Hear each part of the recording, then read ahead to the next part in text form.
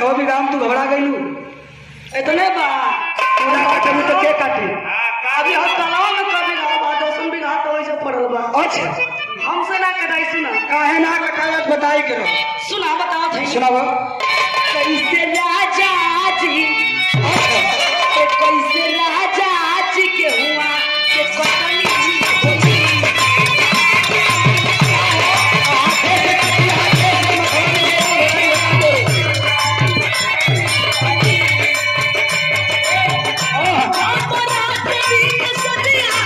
कटनी होई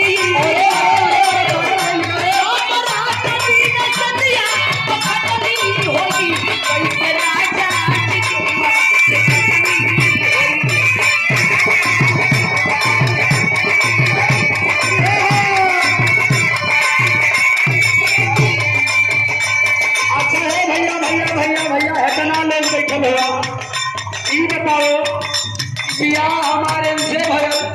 मेहरारूई हमारे तो दूसरे के बोला के काटी मजूरी पे कटवा के तो मैं मजूरी चल जाई तो लड़का खैया का एगो हमारे बात सुनो जान तरुका का हो बर्दाश्त नहीं के हो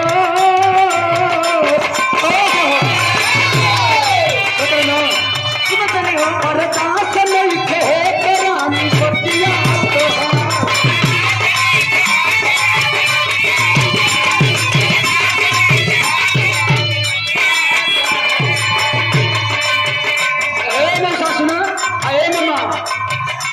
बेटवा पते पे इकट्ठा गाने में ऐसे न काम चले बर्दाश्त नहीं के हो रानी बतिया तो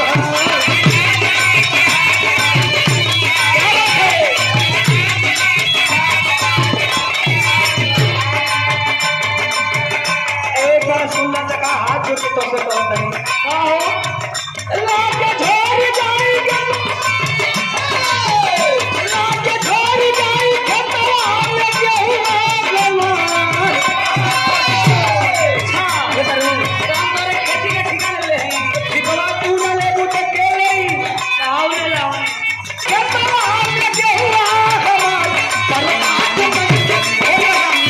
बतिया तो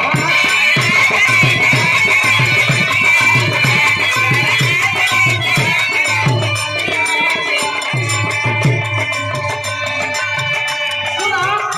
तो कि हमर बात पर हेड ना होता जब से तू पंचायत करत है ना हां अबले एक पैरा हम दोनों मिला के काट देलो हम तो तोरा के बड़ा नीमन जानत रही हो लेकिन तू तो बड़ा कसाई निकल रही ना अच्छा सुना सुनाओ आज तोहरा के बाते हम यही ससुरवा दुनिया का ताना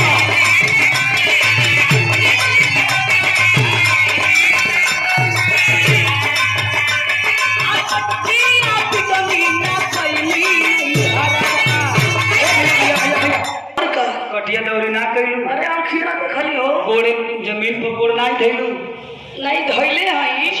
हां लेकिन का तो के कटिया पिटिया वाली चाहे जवन कइलू यहाँ हो तो के कटिया पिटिया करही के परी का कहलू फिर से कह के आओ सुना सुनाओ तोहरा के बाते हम यही ससुरवा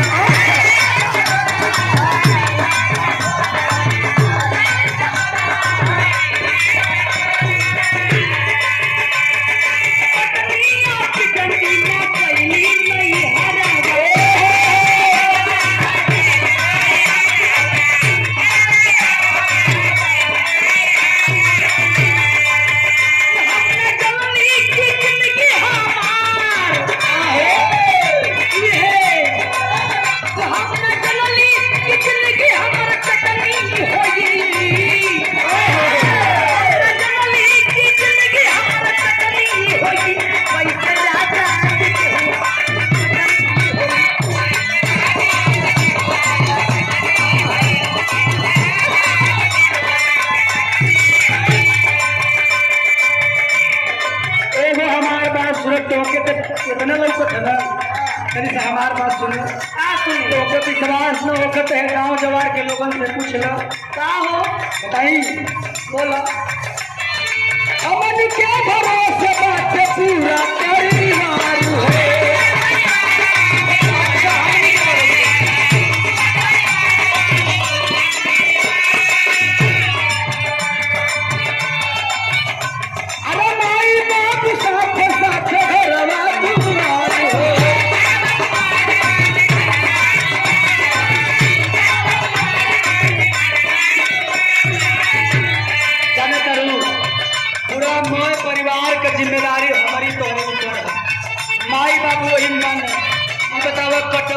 अगर मजूरी पे कटा जाए तो लड़का का खाई हमन के भरोसे बात पूरा परिवार हो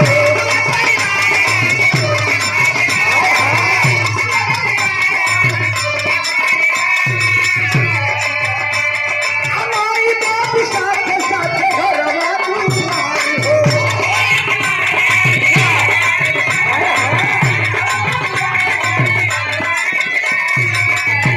अब देखा कितनी नीमन बात हम तुमको समझावत हई यही में समझ अच्छा अच्छा बताओ जान करू का है का जब कौनो बात के ऊ कही अपन नियत से करे। अच्छा मैं बता देता नहीं मेरे भैया क्या बात तोहरे अंदर लखी का